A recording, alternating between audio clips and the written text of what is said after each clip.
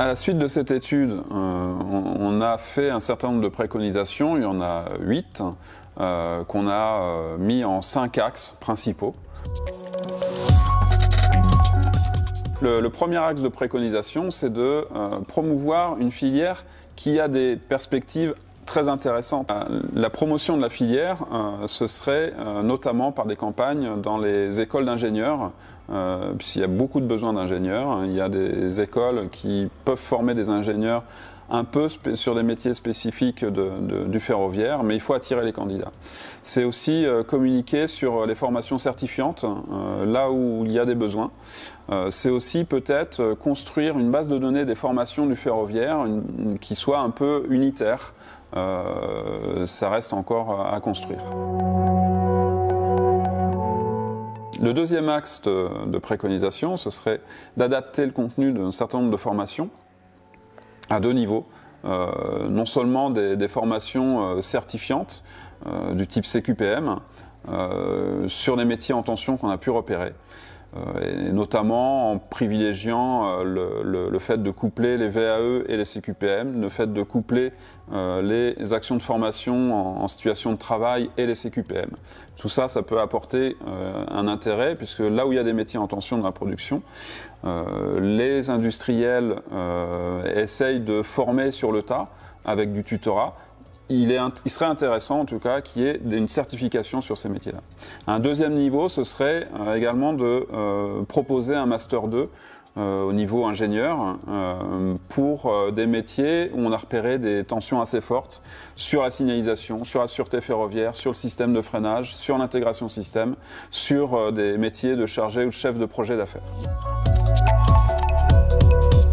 Le troisième axe de préconisation, ce serait d'ajuster les besoins de formation de manière concertée. La concertation notamment entre industriels et organismes de formation est très importante, puisque les uns et les autres se parlent assez peu.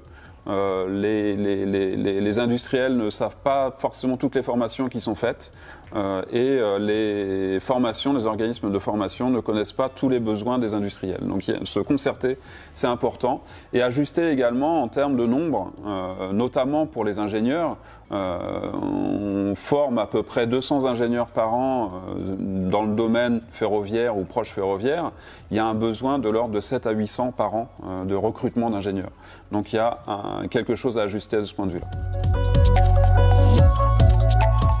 Le quatrième axe de préconisation, ce serait d'ajuster un peu mieux l'offre de formation par bassin d'emploi, et notamment l'offre de formation pour les métiers où les gens sont assez peu mobiles, et notamment les métiers d'opérateurs et un petit peu les métiers de techniciens, et donc d'ajuster notamment l'offre de CQPM par bassin d'emploi. On a donné dans l'étude un repérage des besoins en termes d'emploi par type de bassin d'emploi dans le cadre de la filière ferroviaire. On peut s'appuyer dessus pour prévoir des formations adaptées.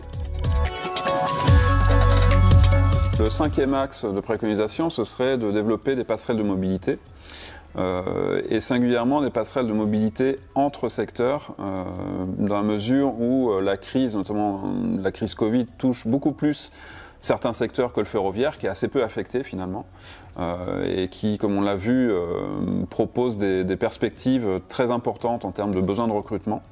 Donc c'est favoriser ces passerelles entre filières ou entre secteurs, et notamment peut-être entre l'aéronautique et le ferroviaire, serait intéressant. Après, se poser la question de quel outil on utilise. On peut utiliser des mises à disposition. Il y a un dispositif de transition collective qui se met en place, qui peut être éventuellement un de ces moyens pour favoriser ces passerelles-là.